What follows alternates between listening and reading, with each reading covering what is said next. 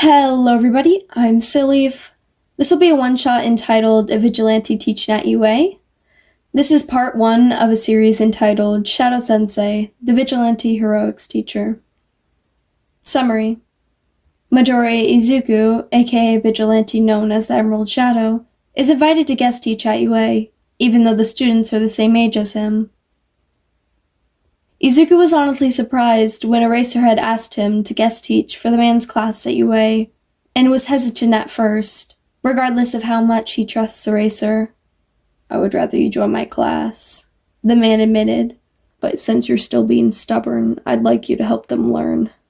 After working with the Underground Pro for over a year, after the man has taught him so much that has kept him alive, Izuku trusts the man more than he has ever trusted anyone in his life.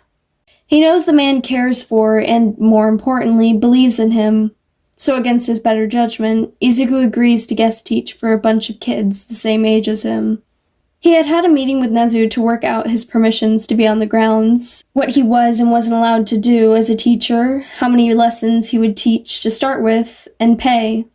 Izuku he really tried to convince both Nezu and Eraser that they didn't have to pay him.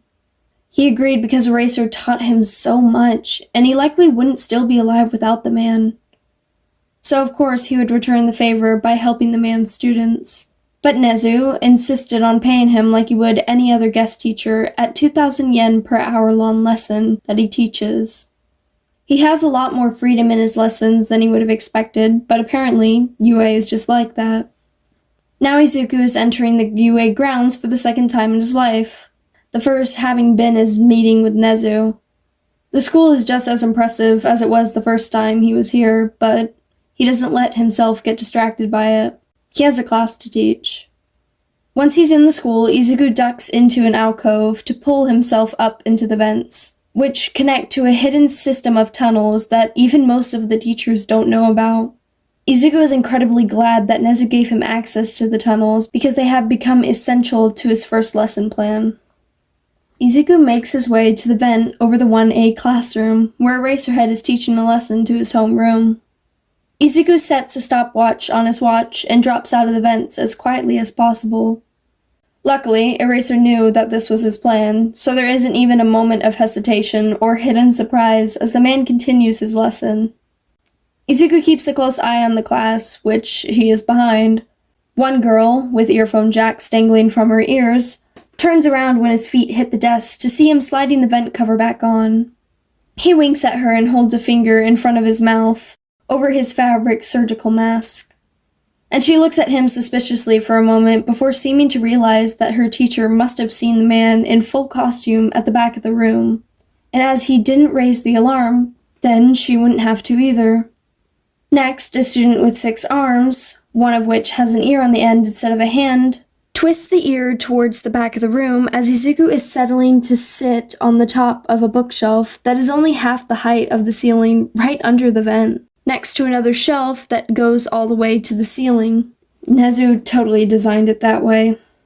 The student then turns one of his other arms into an eye, which turns to look at Izuku and blinks at him, though the rest of the boy's body shows no reaction. Nice. Izuku opens the notebook in his hand and writes Jiro, 30 seconds, and then, on the next line, Shoji, 50 seconds. Extra points for stability. Versatile use of quirk. Glad he has been given some basic information about each student in the class, including a picture of them. Both of the students who noticed him first have quirks that can be used to enhance their hearing, which isn't surprising. Then Izuku noticed that a purple-haired boy is watching him out of the corner of his eye, keeping one eye on the Vigilante and the other on Eraser at the front of the room. The Vigilante smiles and writes Shinso, 1 minute, points for stability, first student without a hearing quirk. He has heard a lot about Hitoshi from Eraser, and is glad to see he's living up to what Izuku expected from him. Those 3 definitely passed their first tests, but hopefully they won't be the only ones. The class has 5 minutes to notice him, though the first minute would theoretically be the easiest, because the only sounds he'll be making now that he's settled are breathing and writing. But those sounds could come from anyone in the class, considering that most of the students are taking notes on Eraser's lecture. After another 2 minutes or so, a dark shape pops out of the back of the uniform of a student with the head of a raven. The shadow stares at Izuku for a moment before nudging the back of the student's shoulder, causing him to turn his head enough to see Izuku out of one eye. The student turns back to the front of the class while the shadow continues to watch Izuku. Smart. Tokoyami, 3 minutes and 6 seconds. Using shadow for surveillance. Goes in his notebook. The student behind Tokoyami, the one with red and white hair, watches this, then turns himself to see what dark shadow is looking at, and sees Izuku. Being aware of the reactions of others is a good skill. Todoroki, 3 minutes, 20 seconds. Awareness of others' reactions. The next minute and a half are boring, and no one else notices him. With less than 10 seconds left, a girl with dark green hair stretches and catches sight of him out of the corner of her eye. She startles and lets out a startled ribbit. Most of the class turns to look at her, but by the time they follow her line of sight, the time's up. Izuku writes, Asuyu, 4 minutes, 54 seconds. Accidental, technically passes, and stands up. The class has gotten loud with explanations of surprise and questions as Izuku makes his way to the front of the room. Hellspawn, Eraser says in a warning voice, and the class goes quiet and settles in less than 5 seconds. Izuku offers him a small nod of thanks and hops up to sit on the teacher's desk before the man continues. This is UA's newest guest teacher. He will introduce himself as he sees fit at the moment. But first, ground rules. You will treat him with the same respect you treat your other teachers. Any detention or punishments he assigns will be enforced as if they came from any other teacher, even if he is not here to supervise them. And yes, his class will factor into your final grade, so you had better pay attention. Is that understood? There is a chorus of yes, sensei from the class. Eraserhead then crawls into a bright yellow sleeping bag. Oh, that was totally a present from his husband, wasn't it? And the class turns towards Izuku, seemingly unfazed. Honestly, that doesn't surprise Izuku. Eraser patrols and fights at night, so staying awake the entire school day would likely be difficult. Izuku is glad that he only teaches for 1 or 2 hours a day when he is here, because he is also mostly a nighttime fighter. Brushing it off, Izuku addressed the class. Who can tell me how long I was in the classroom before Asuyu saw me and alerted the rest of the class? 3 hands go up, though not everyone who noticed him. He calls on Todoroki first, wanting to see what his best guess is. 3 minutes, the boy says. Closer than I expected you get. Actually, why do you think that? Izuku prompts. The boy only noticed him about 1.5 minutes before Asuyu. Because I know I didn't get you right away, the boy says flatly. Good job being aware of your own shortcomings. Now you just need to work on improving them, Izuku says. He glances at the other 2 students that raise their hands. Jiro, what do you think? About 4.5 minutes, the girl says, though it comes out more as a question. 4 minutes, 54 seconds, actually, Izuku informs the class, and he sees Shinso frowned with an expression Izuku recognizes for himself. It's only the look of someone who is used to and has come to expect discrimination in the classroom, even though it still hurts. To be fair, Shinso is the only one who raised their hand that Izuku didn't call on. And with a voice quirk, he's probably had teachers, and even foster families, since Izuku knows he was adopted out of the foster system, that wouldn't let him talk and wouldn't respond if he did. In fact, Izuku would bet that if he looked closely enough, the boy would have a muzzle scar. He'll figure out pretty quickly that Izuku isn't like that, though. He notes Jiro and Todoroki's answers in his notebook, then turns to the purple-haired boy. Shinso, who noticed me and when? Shinso looks surprised, but doesn't hesitate long before answering. Aizawa-sensei noticed you right away. His eyes would catch on you for a second every time they swept over the class. I think it took Jiro about 25 or 30 seconds, and Shoji took less than a minute. Dark Shadow noticed you after around 3 minutes and alerted Tokoyami. Todoroki noticed them looking and saw you not long after. Sue saw you by accident just under 5 minutes after you came in, like you already said. And yourself, Izuku says with a raised eyebrow.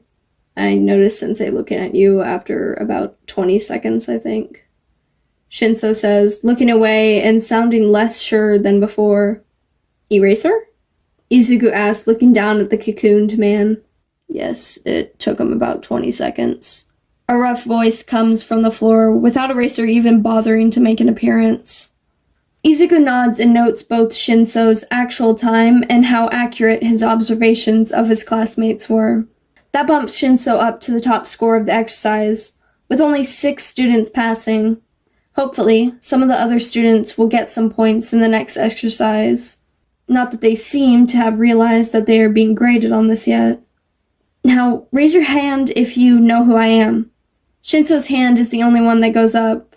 Well, since only one of you has answered that, we'll wait, What can you infer about me based on everything that's happened since I entered the room? Anything that has been directly told to you doesn't count. Only a few hands go up. Oh, come on, you could do better than that. Unless you are completely unobservant, you have to have some kind of observation about me. Hesitantly, a few more hands go up. Izuku picks one of the people who haven't spoken yet. Ida, one observation and what you can infer about me. You are clearly very good at stealth. It is likely something you have put a lot of time into. The boy says, and wow, does this 15-year-old seriously still need to learn how to use his inside voice? Okay, that's a start. I would hope that all of you have picked up on that, though. Izuku says, noting Ida's answer in his notebook under a quickly scrawled heading of observation and inferences of me. Kirishima, what about you? What's one thing you can infer and why? Well, you were wearing a bunch of super manly gear, so you've gotta be a hero, the red-haired boy says, and okay, sure, that's one way it can be described. Thank you for your answer, Izuku says, noting it down. Mineta, your turn. What? But I wasn't even raising my hand, the boy says. Izuku rolls his eyes. I'm aware of that. I never said I would only call on people who with their hands up. Give me an answer. We can hone on your accuracy later. What is one thing you can infer about me based on an observation? Well, the boy hesitates, then blurts out. You're never gonna get any girls dressed like that. Izuku snorts behind his mask and notes the answer down. It's funny because he's very gay, and he's not trying to pick anyone up, male or female, in his costume. It is designed to hide his identity and protect him from injury, as well as having easy accessible spots for all his weapons and tools. Okay, who's next? Hagakure, what have you got? Oh, the voice coming from the invisible girl is soft. You worked with Aizawa-sensei before? Izuku waits for her to continue, but when it seems like that's all she has to say, he prompts. What led you to that conclusion? He keeps his voice encouraging, not wanting his words to sound like a reprimand. You call him a racer, which mostly only people who know him professionally do. And he trusts you enough to let his guard down around you. She explains, and yeah, she's passing now. Those are good observations. She needs to work on her situational awareness still, because she didn't notice him come in, but she's observant. That's good. Good thinking. That's the most well-thought-out answer I've received to this question so far. Izuku praises. Does anyone want to follow that? I'll pick someone with their hand raised this time. Izuku watches in amusement as most of the hands in the room go down. Unfortunately, Bakugo is the only one who hasn't spoken yet, and still has his hand raised. This is gonna be fun, but might as well get it over with. Bakugo? You're some kind of analyst or something if that shitty notebook is anything to go by. He says, and okay, that's not as bad as he was fearing. Izuku guesses that it's because of the class, who was told to treat him like any other UA teacher. And from what Izuku knows, Eraser is pretty strict with his hero students. Izuku nods and writes the answer down. Alright, anyone else? Todoroki and Shinso are the only ones with their hands up, but he wants Shinso to go last because he just knows that the purple-haired boy will blow pretty much everyone else out of the water. Alright, since no one new has their hand up, how about you, Todoroki? You're already grading us. The boy says, his voice flat. This is all some kind of test. That's why you're writing all our answers down, right? Izuku smirks behind his mask, knowing it's probably visible around his eyes, even with the mask covering half of his face. That is correct. I am grading everything that happens while you're all in class with me. Luckily, for most of you, today is mostly just getting a baseline for where you are all starting. Now, knowing that this is going towards your grade, would anyone who hasn't spoken like to answer? You can't get negative points. Quite a few hands go back up, and Izuku looks between them. Eventually, he picks Ashido? The pink girl puts her hand down and says, You're protecting your civilian identity. Most of the teachers here teach out of costume, or at least go by their civilian names, but you're in full costume, and it doesn't seem likely that you'll tell us your real name. Izuku nods. Good. Uraka? You must have a decent amount of field experience for you to have been brought in as a teacher, and it has to be experience that is different than that of our teachers, the girl says. The answer goes in his notebook with all the others. Alright, Yaoyorozu? Can I build on Uraka's answer with my own inference? Izuku considers this, then nods. Yaoyorozu continues. I think that you are or have been a vigilante. It would explain why your experiences and what you can teach us is different from the other teachers, and why you would want to keep your civilian identity a secret. That's a well-thought-out answer as well. Does anyone have an answer that hasn't been said yet? The only hand left up is Shinso's at this point. Izuku makes eye contact. Is this answer based only on what you've observed in this room, and not based on previous information? You are the only one who has figured out who I am. Yes, sir. The purple-haired boy says, and Izuku would really rather no one call him sir. It feels weird because he's younger than some of these students. If he was still going to school, he would be in the same year as them. Oh well. Go ahead then, what have you observed? You were given profiles of each of us before today. You already knew all of our names before you spoke to any of us. While most teachers take a few classes, at least, to learn everyone's name. Shinso says, he hesitates before continuing. Am I allowed to make more than one observation, since no one in the class has their hands raised anymore? Of course, as long as it's all based on what you can learn from observations without prior information. Izuku says, that is why he saved Shinso for last, after all. Shinso seems a little surprised that he answered his question verbally, and Izuku can understand why. But it's not like any hero student would be stupid enough to use their quirk on a teacher outside of training. Most of your gear is homemade or can be bought from ordinary stores, indicating a lack of ability or unwillingness to buy from actual support gear providers. You probably haven't taught before, or at least not in an actual school, because you seem slightly uncomfortable standing in front of the classroom. You are probably unused to having a lot of attention on you in general. I think everything else I have was either based on prior knowledge or already said. Shinso says, Very good. Would you like to tell everyone who I am now? Just my name, not any other information. Izuku offers. Shinso nods. The Emerald Shadow. Correct. Now, have any of you, other than Shinso, ever heard of the Emerald Shadow? Izuku asks. A few hands go up. Now, for those of you who have heard of the Emerald Shadow, what do you know about me? Kaminari, you haven't spoken yet. You're a vigilante that mostly operates at night, and has been active for about a year and a half, the blonde says. The answer is written down. That's correct. Who has something to add? Ojiro? You're known for working with underground heroes, and even daylight heroes if they end up out at the same time as you. Most heroes, and even the police in Musatafu, are said to trust you, at least professionally, the tail boy says. Also correct. Tokayami? Izuku says, still writing Ojiro's answer as he speaks. You operate mostly at night. Got your name because you are a mad banquet of darkness when you fight, and are essentially the vigilante version of a Twilight hero. The Raven Boy says, Okay, I think I understand what you're saying. Izuku says, writing the answer down. Let me fill in some gaps for you all. I am a vigilante in Musatafu and have been active for a little over a year and a half.